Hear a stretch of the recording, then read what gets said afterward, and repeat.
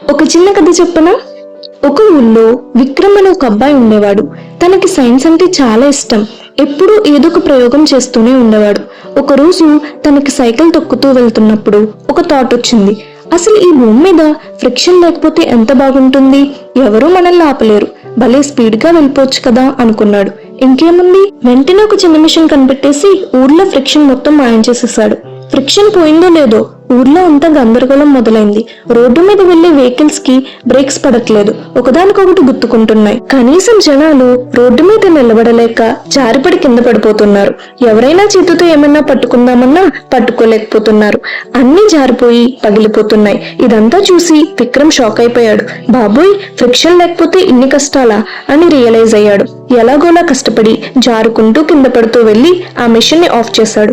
అప్పుడు ఊర్లో జనాలు ప్రశాంతంగా ఊపిరి పీల్చుకున్నారు. మళ్ళీ అంతా నార్మల్ అయింది. ఫ్రెండ్స్, ఈ చిన్న కథను బట్టి మనకేమర్థమైంది? ఫిజిక్స్ లో ఫ్రిక్షన్ అనేది మన స్పీడ్ ని కాస్త తగ్గించినా సరే, అది లేకపోతే మనం అసలు నడవలేము. బ్యాలెన్స్ తప్పి కింద పడిపోతాం. అలాగే మన లైఫ్ లో వచ్చే కష్టాలు, ప్రాబ్లమ్స్ కూడా అచ్చం ఈ ఫ్రిక్షన్ లాంటివే. అబ్బా, నాకే ఎందుకు ఈ కష్టాలు, ఇవి నన్ను ఎందుకు ముందుకు వెళ్ళనివ్వకుండా ఆపుతున్నాయి అని ఫీల్ అవ్వకండి.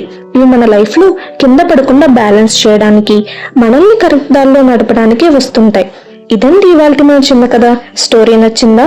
అయితే వెంటనే మన ఇన్నోవేటివ్ వరల్డ్ ఛానల్ ని సబ్స్క్రైబ్ చేసుకోండి. వీడియోను లైక్ చేసి మీ ఫ్రెండ్స్ కి షేర్ చేయండి. మళ్ళీ ఇంకో మంచి కథతో కలుద్దాం. బాయ్.